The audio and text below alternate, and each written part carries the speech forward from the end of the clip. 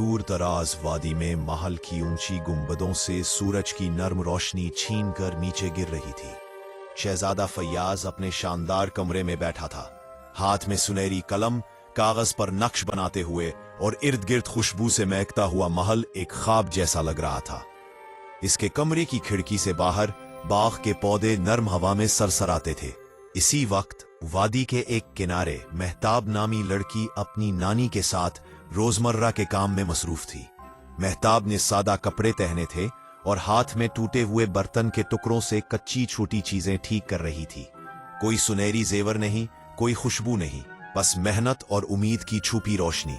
उसने अपने हाथों से बनाई हुई खुश्क फूलों की मेहंदी अपने कलाई पर सजाई और बाजार जाने के लिए तैयार हो गई। एक दिन महल में एक पुराना पैगाम पहुंचा। किसी ने शहजादा फैयाज को बताया कि एक छोटी सी लड़की जिसकी वालिदा महल की खिदमतगार थी, अचानक लापता हो गई थी। महल के दरवाजे से बाहर एक पुरस्रार औरत खड़ी थी। उसके हाथ में एक छोटा सा लॉकेट था और वो धीमी आवाज में बोली, आपकी बेटी जिंदा है, ये लॉकेट उसे वापस लाएगा।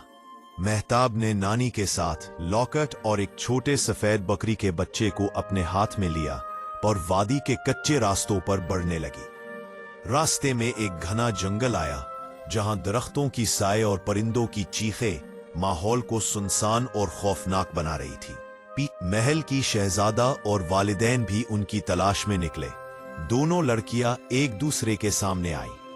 शहजादा की बहन की यादें और महताब की मेहनत की कहानी आपस में जड़ गई। पहली नजर में खामोशी, खौफ और हैरत की आमेजश थी। अचानक एक पुराना आदमी लॉकेट के लिए पीछे पड़ गया, लेकिन महताब ने अपने दिमाग और हिम्मत से न सिर्फ दरवाजा खोला, बल्कि सफेद बकरी के साथ शहजादा की बहन को महफूज महल की तरफ ले गई। महल पहुंचते ही खुशियों की बरसात हुई। हर कमरे में रोशनी, खुशबू और कहकहे गूंजने लगे। शहजादा ने अपनी बहन को गले लगाया। वालिदा की आंखों में बरसों का दर्द और खुशी यकजा हो गया। महल की फजा दोबारा जादुई खुशियों और मोहब्बत से भर गई। महताब अब महल की रस्मी जिंदगी में भी अपनी मेहनत, सादगी और दिल की रोशनी ले आई थी, और दोनों बहनें साथ होकर महल की रौनक बन गई।